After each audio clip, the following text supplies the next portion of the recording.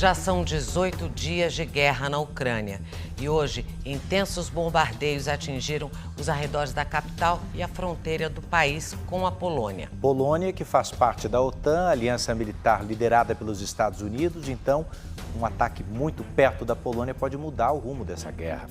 E a notícia que a gente não gostaria de dar é a primeira morte de um jornalista nessa cobertura. Um jornalista americano foi morto durante o ataque na região de Irpin. Isso a apenas 2 quilômetros de onde estava a nossa equipe, comandada pelo apresentador Roberto Cabrini. O que você vai ver agora é um relato dramático de como esse conflito todo tem ocorrido bem perto das nossas câmeras.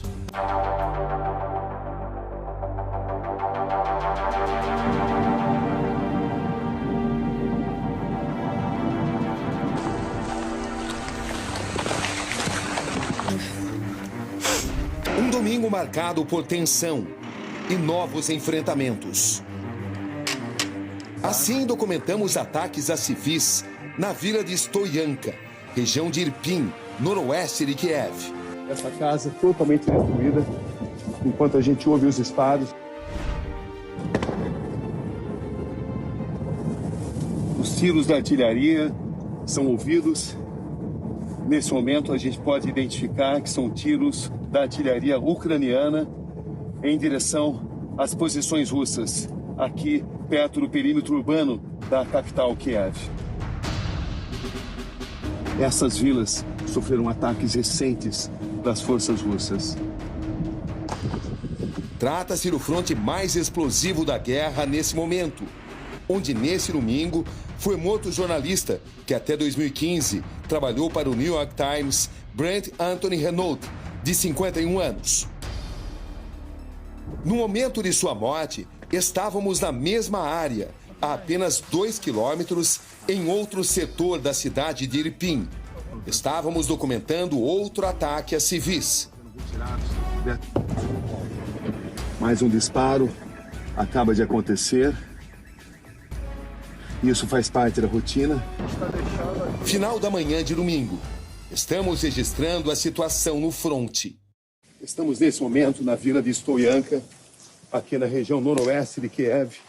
Uma vila que foi pesadamente atacada pelas forças russas e os sinais de destruição estão aqui, diante dos nossos olhos.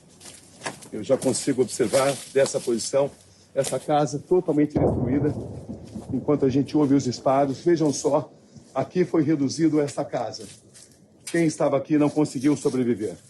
São sinais claríssimos de destruição dessa guerra que mata inocentes, mata civis. Não são combatentes, são pessoas comuns, que têm profissões comuns e que têm a casa totalmente destruída. Esta imagem é uma imagem emblemática desta guerra. Uma guerra que mata pessoas que não são combatentes.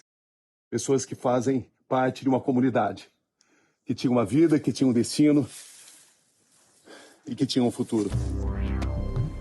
Daqui consigo enxergar a fumaça, mais um míssil que entrou em funcionamento, mais uma casa que foi atacada aqui em Stoyanka. Enfim, é uma cidade praticamente fantasma. Não existem pessoas mais aqui. Os moradores se retiraram. E nesse instante a gente vai já se retirar daqui por uma questão de segurança. Vamos.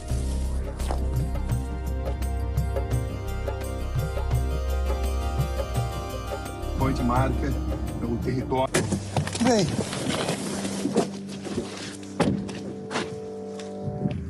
Aqui, um outro ponto de Stoyanka, a gente consegue enxergar uma outra casa, uma outra localização que também foi atingida. A fumaça ainda está saindo do local. E essas casas totalmente vazias, abandonadas pelos moradores, porque a vila esteve sob ataque pesado. Mas os ataques continuam, conforme a gente pode observar dessa posição. Essa fumaça saindo, mais um disparo. Enfim, essa é a situação aqui nessa área que marca o perímetro urbano de Kiev. Pertence à grande Kiev. A gente já fez o trabalho, vamos novamente para o nosso carro e sair daqui o mais rápido possível.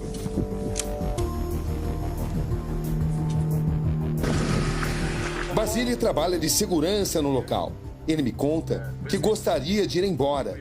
Não quer ficar mais nessa área, mas não tem como deixar a região.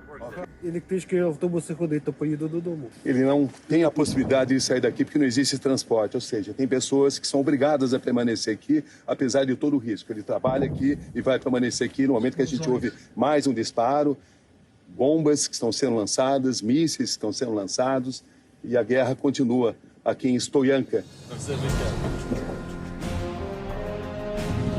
Esse é o Oleksiy Ivanchenko, nosso motorista e produtor ucraniano. Antes da guerra, ele trabalhava no setor comercial de uma grande empresa de energia. Você já participou de guerras em 2014, right? Em 2014 você lutou, agora você está ajudando pessoas, empresas como nós, por exemplo. Como é que você enxerga essa situação? How do you see the situation right now? Yes, I think that the most surprised was the position of Ukrainian nation. O mais surpreendente é a postura do país, do exército ucraniano. 90% vai lutar, vai ser voluntário, ser parte dessa vitória.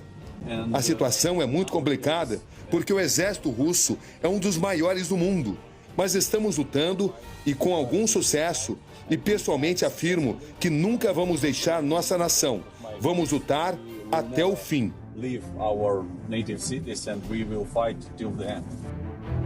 Bombardeio também perto da fronteira com a Polônia. Um ataque aéreo da Rússia contra uma base militar em Yavoryk, na região de Lviv. Até o momento, são 35 mortos e 134 feridos. Pela primeira vez, a região oeste é alvejada. Nesse momento, estamos deixando o fronte.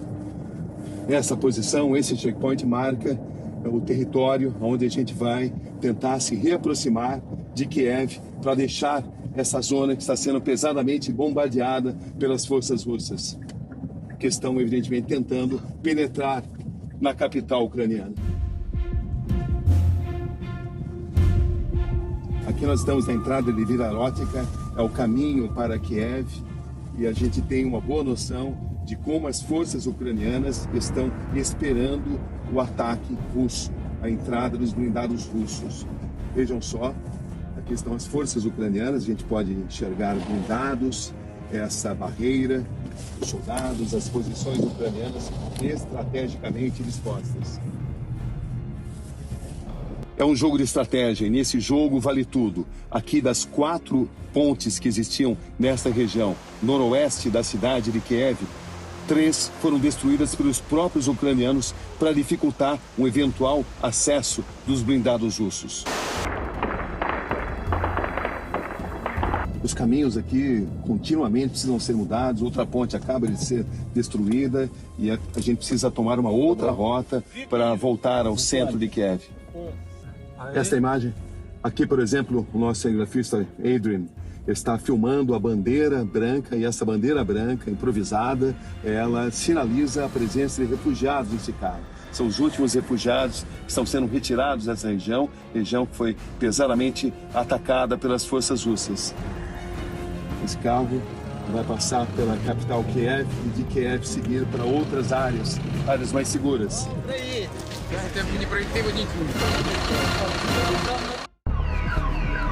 Em um país sob ataque,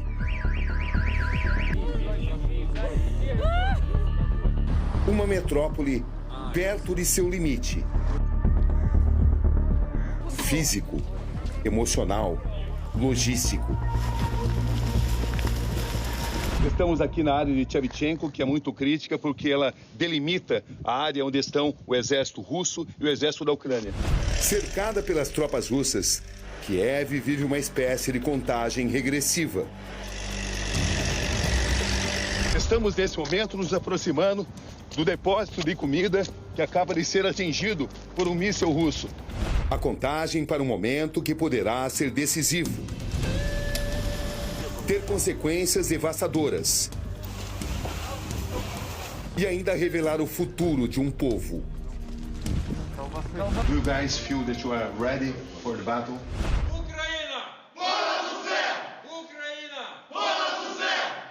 Nós estamos aqui na saída da capital Kiev, em direção à região noroeste da cidade. Vejam só como o número de checkpoints, o número de barreiras tem se multiplicado. É a expectativa de um ataque iminente das forças russas. Aqui nos limites do perímetro urbano de Kiev, nós estamos entrando na pequena cidade, na pequena vila de Shevchenko, uma área que foi atacada pelo exército russo. Também uma área de muita tensão. Estamos aqui na área de Shevchenko, que é muito crítica porque ela delimita a área onde estão o exército russo e o exército da Ucrânia. Nesse momento, a gente pode perceber que o exército da Ucrânia acaba de disparar esse míssil em direção às primeiras bases russas aqui nesta região. Vejam só.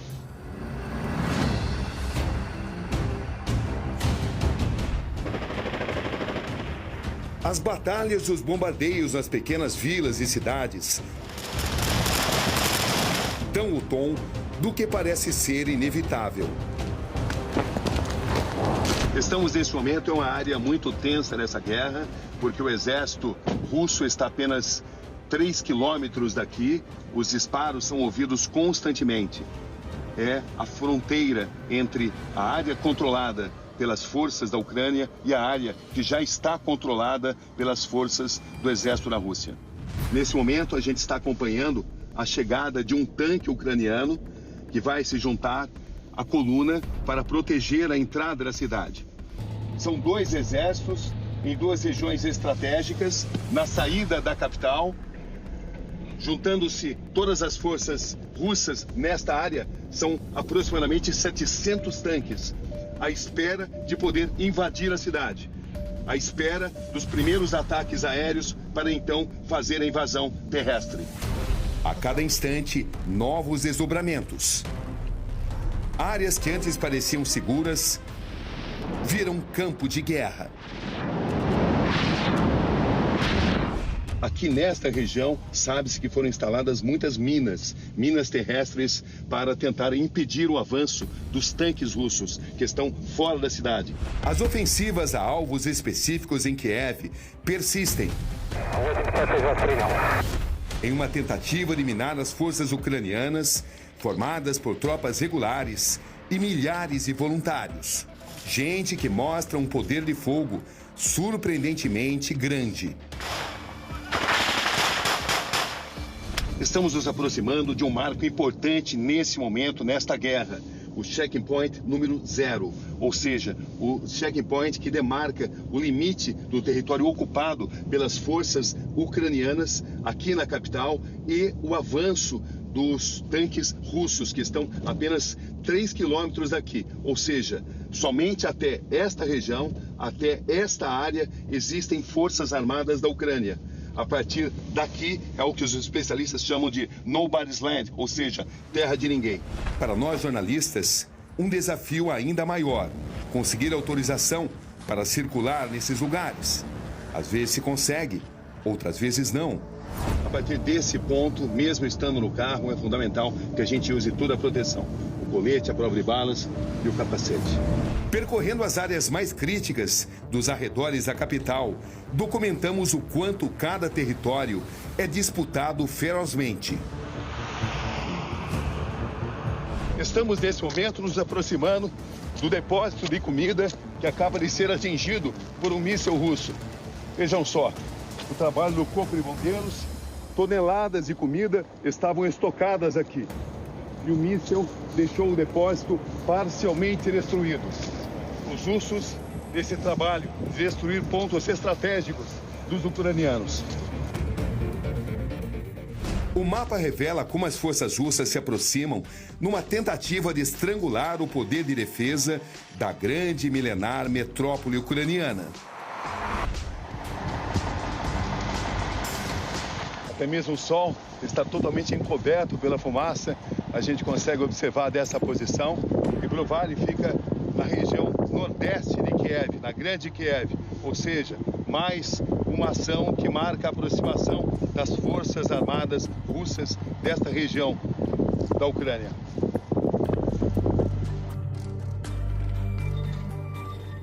Conversamos com Alexei Koleba, chefe das operações dos refugiados na região.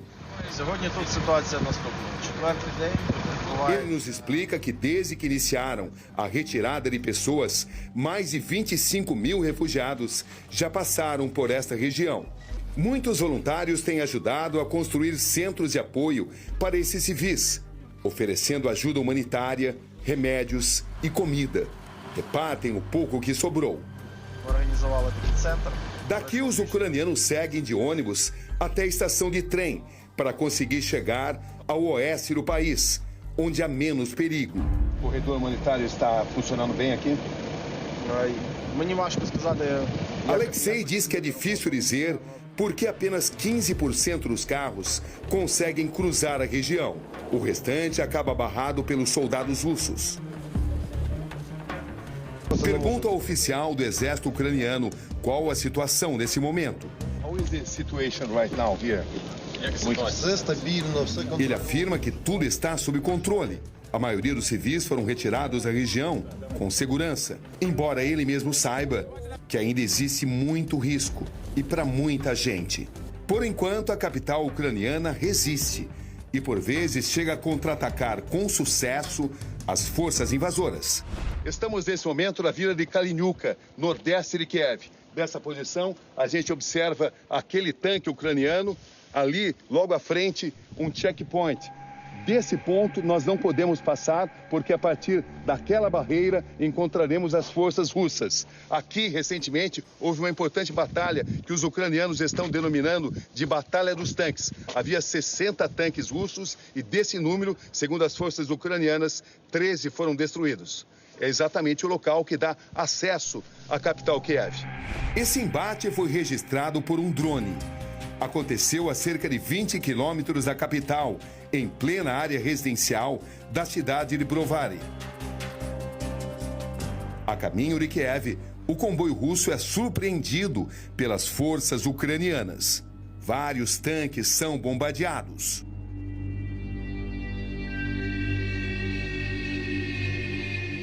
Parte das forças russas recua. Segundo o Serviço de Inteligência e Defesa da Ucrânia, um comandante russo, o coronel Zakharov, morre na ação. Em meio aos combates, um encontro com um soldado em uma área afastada. Obrigado por ter vindo. Como é que estão as coisas? Muito tenso, né? Mas com fé em Deus a gente vai alcançar essa vitória aqui. Uma história inesperada que passa pelo Brasil. Ao meu lado, um soldado do exército da Ucrânia, 47 anos. Entretanto, existe um detalhe que chama mais atenção ainda. Ele é um brasileiro. Seu nome, Alex Silva. Quem é o Alex Silva?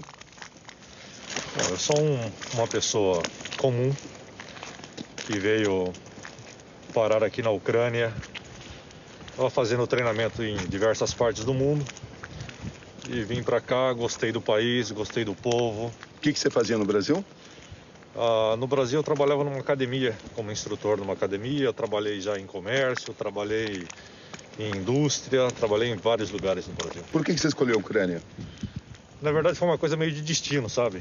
Eu tinha feito um curso na Polônia e depois eu acabei fazendo um curso aqui também na Ucrânia. Aí conheci o pessoal da academia onde eu trabalhava, na verdade onde eu fui fazer o treinamento, e eles me deram uma oportunidade de trabalhar aqui. E logo em seguida eu conheci minha mulher e acabei ficando aqui. Você então formou uma família ucraniana? Sim. Hoje você se sente ucraniano? Eu me sinto ucraniano brasileiro. Aí a gente... O homem procura proteger seu rosto, mas não deixa de mostrar suas armas. E como aconteceu o processo de você integrar o exército da Ucrânia? Bom, como eu sou um instrutor, né, nessa área de paramilitar, privado, segurança privada, instrutor de tiro, né, porque é isso que eu faço aqui na Ucrânia. Eu recebo diversos estrangeiros aqui na Ucrânia, na verdade, que vêm fazer o treinamento comigo de diversas partes do mundo. Treinamento de tiro, você é especializado em tiro? Sou especializado em tiro. Você tem aí todo o arsenal de um soldado ucraniano. Você pode descrever para mim? Eu tenho aqui uma AK-47 com uma 7.62 por 39, né? Ela está aqui com o que eles chamam de Red Dot, né? Aqui eu tenho as minhas munições, eu estou aqui com o meu colete balístico, junto com uma placa balística aqui dentro. Aqui eu tenho minha faca, uma faca inclusive que eu fiz à mão, essa faca, né, com uma faca muito bonita. E aqui um estojinho onde eu tenho uma multiferramentas, eu tenho uma outra faquinha aqui dobrável, eu tenho uma lanterna aqui. E basicamente isso. E aqui eu tenho outras coisas pessoais também. Qual vai ser o seu papel nessa guerra? Meu papel nessa guerra é vencer. Esse é meu papel. Junto com os meus companheiros, junto com o povo ucraniano. Sua trajetória se revela. Você está preparado para combater os russos? 100%.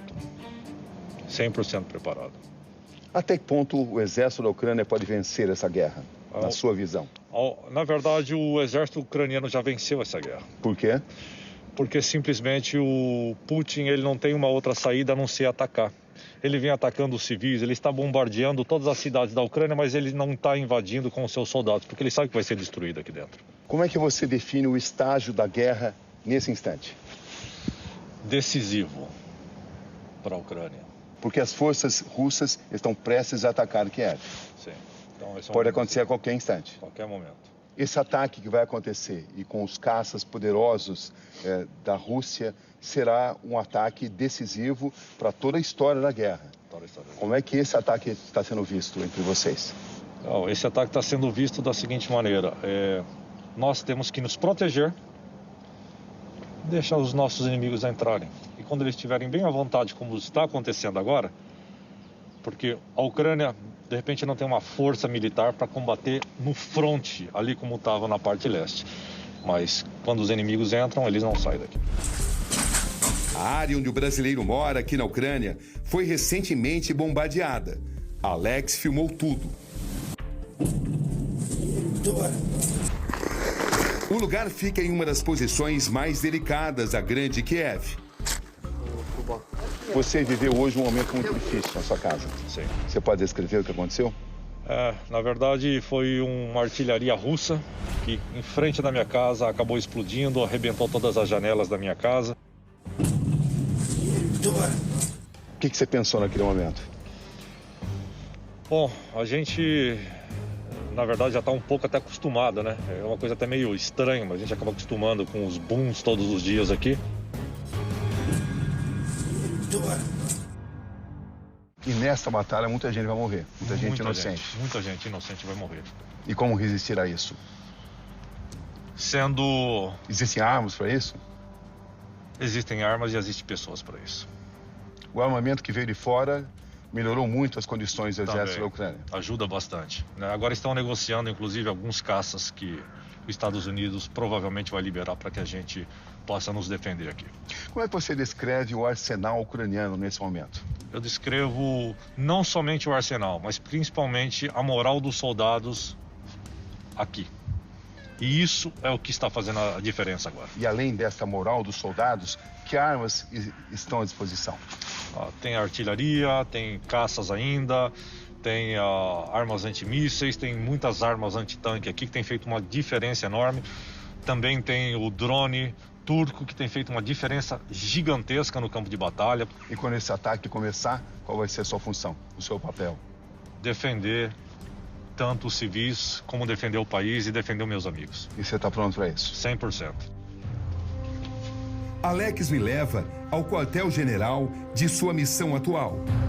O brasileiro ucraniano tem a incumbência de defender essa escola da capital do país. Nesse ponto, a roupa, os mantimentos, tudo é recebido aqui e depois distribuído.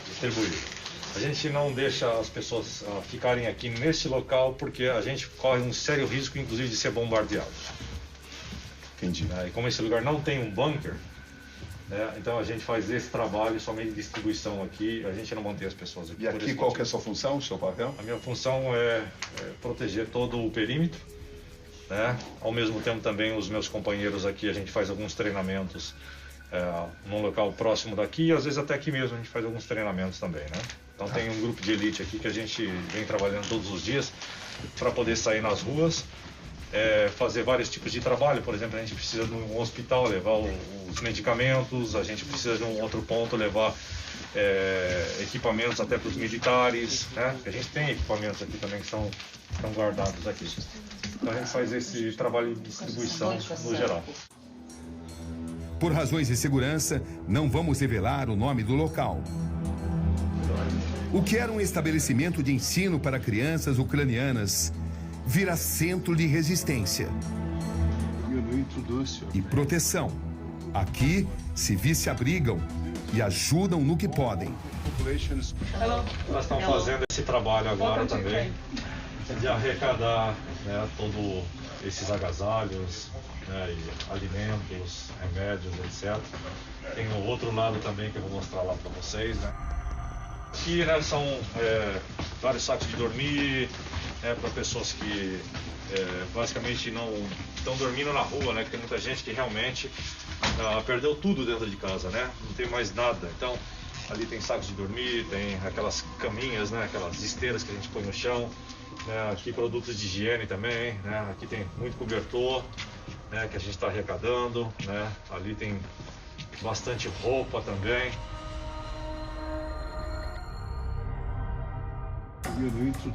Encontramos de professoras a donas de casa.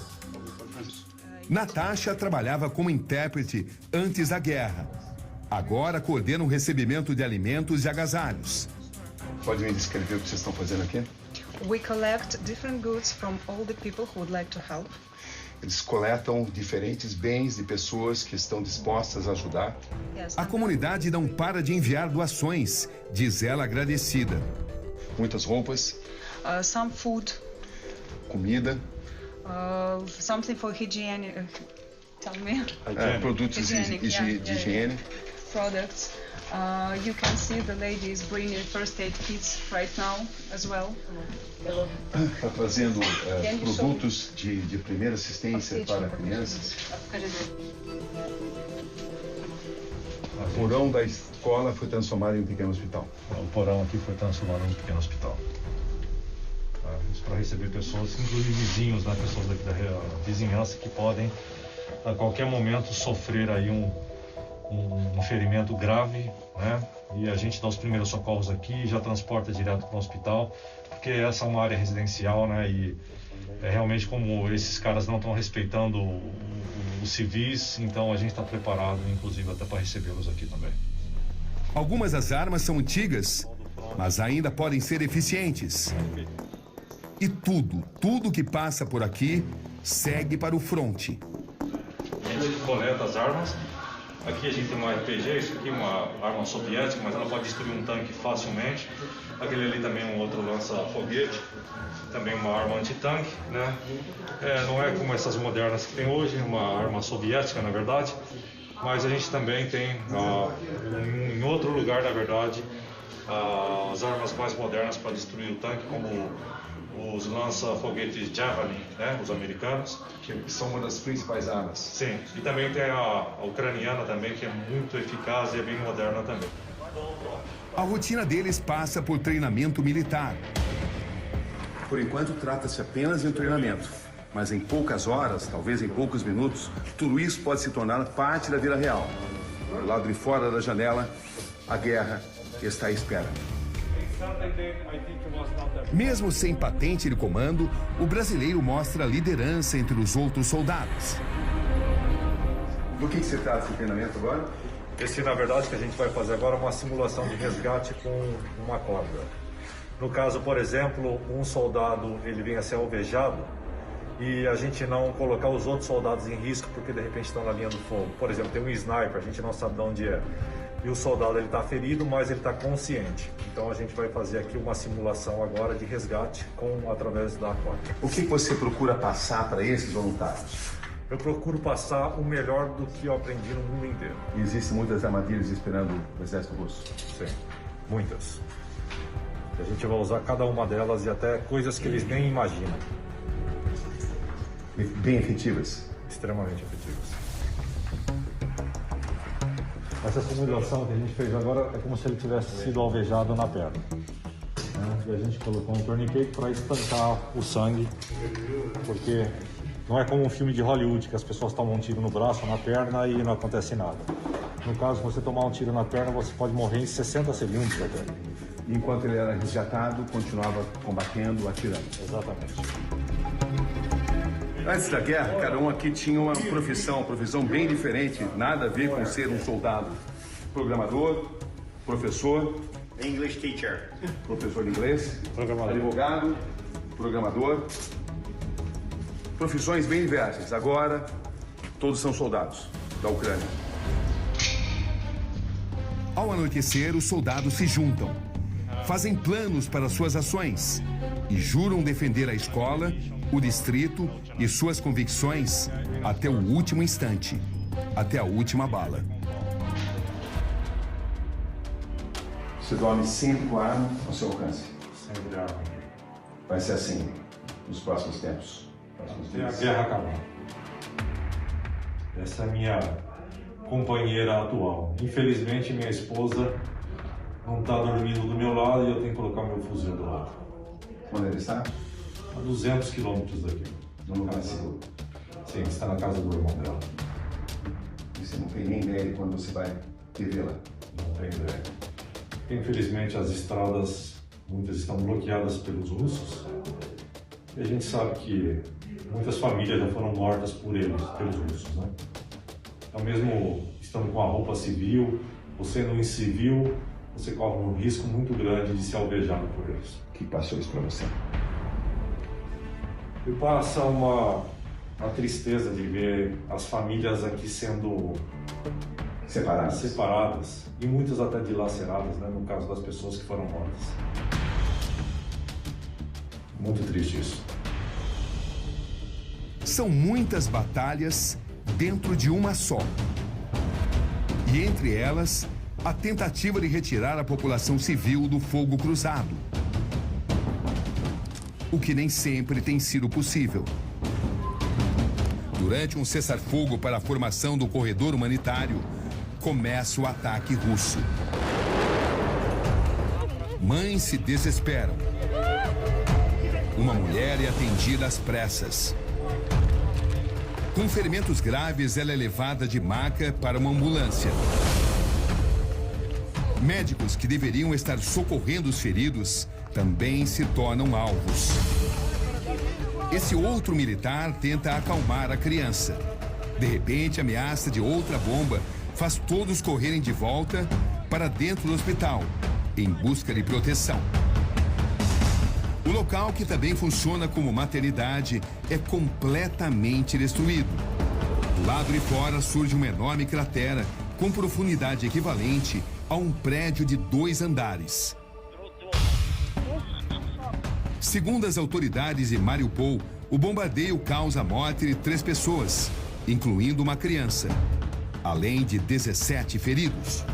Não tenho nenhuma dúvida de que esse é um crime de guerra, afirma o chefe da polícia. A mesma expressão é usada pelo presidente Zelensky, que classifica o ataque como uma atrocidade. O governo russo reage, acusa os ucranianos de forjarem o ataque e diz que a notícia é mentirosa. São imagens encenadas, afirmou um porta-voz do Ministério da Defesa. De acordo com o Kremlin, o hospital está sem pacientes e médicos há vários dias, porque é usado pelos combatentes ucranianos.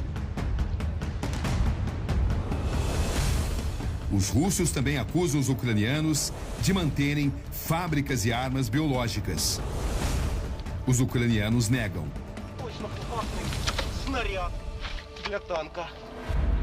Essas são imagens de satélite.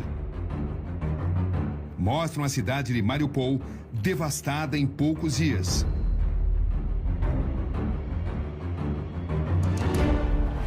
Com os necrotérios lotados, os corpos estão sendo trazidos para esse terreno.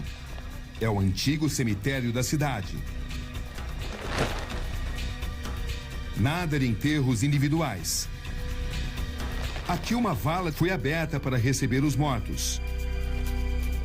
Os corpos chegam a todo momento envoltos em sacos pretos, às vezes em simples lençóis.